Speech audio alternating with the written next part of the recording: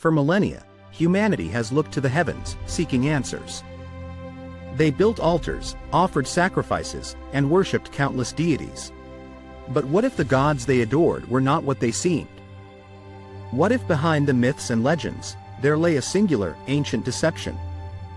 Today, in the divine courtroom, that truth is brought to light. The court will now hear case number 777, the nature of deity.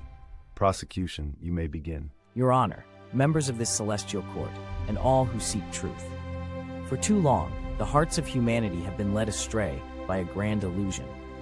Today we present evidence proving that the so-called gods of the pagan pantheons are not distinct, benevolent entities, but rather deceptive shadows, recycled archetypes, designed to divert worship from the one true creator. And as our case unfolds, we shall reveal the true architect behind this cosmic charade. Defense, your opening statement. Your Honor, esteemed colleagues, my esteemed opponent speaks of deception. I submit that what he calls copies are in fact merely expressions of a universal yearning for the divine. My clients, the revered gods of every culture, are simply different names for the same ultimate truth, different paths up the same mountain. We will demonstrate that all spiritual paths lead to the light, and that restricting divinity to a single name, Yahweh, is not truth, but exclusion. Let us examine the evidence. Exhibit A, the dying and rising God. Across diverse cultures, we find gods who die and are resurrected, often tied to fertility cycles. Osiris, dismembered and reassembled. Baal, defeated by Mot and brought back. Tammuz, descending to the underworld and returning. Dionysus, dying and rising. These aren't unique revelations, but recurring patterns, easily replicable.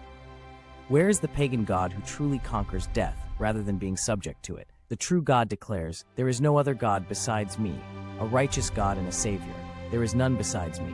Turn to me, and be saved, all you ends of the earth, for I am God, and there is no other." Exhibit B, the divine triads and councils. Almost every pagan pantheon features a council of gods, often with a chief deity. They squabble, scheme, and are bound by fate or petty emotions. Their power is limited, their wisdom flawed. Contrast this with the absolute singular sovereignty of Yahweh. Hear, O Israel, the Lord our God, the Lord is one. And I am the first and I am the last. Besides me, there is no God.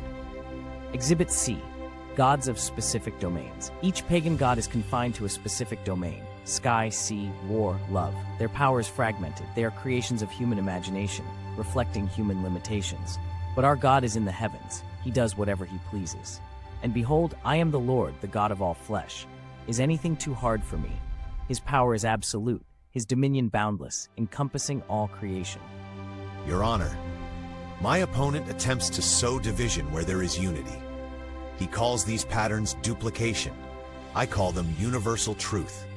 Are not all these deities merely expressions of the human spirit grappling with the unexplainable? Do they not all seek to explain creation, provide comfort, and offer guidance? The fire of Zeus, the thunder of Thor, the judgment of Osiris, are these not echoes of a singular all-powerful force that my opponent labels Yahweh?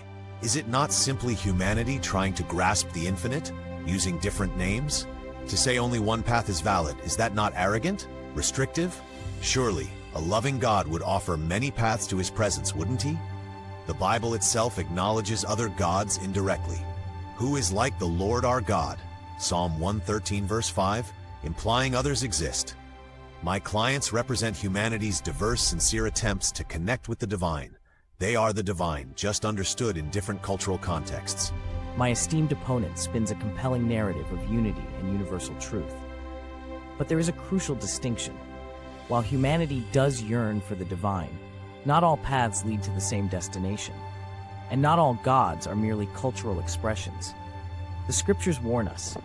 In Deuteronomy 32:17 it says, "They sacrificed to demons which were not God." And in Psalm 106:37, they sacrificed their sons and their daughters to demons. What my opponent calls universal truth is in fact a universal deception.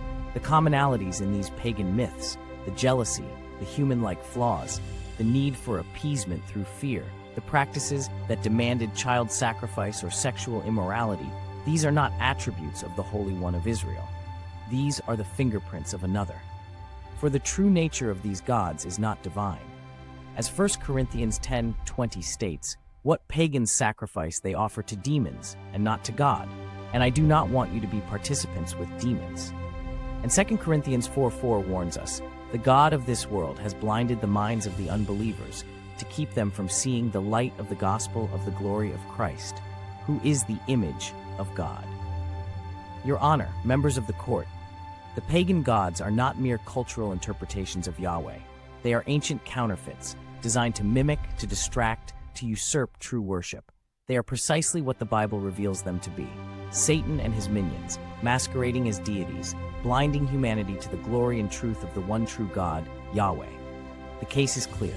There is one Creator, one Sustainer, one Redeemer. His name is Yahweh. He is not a God of fragmented power or human flaws. He is holy, just, and loving.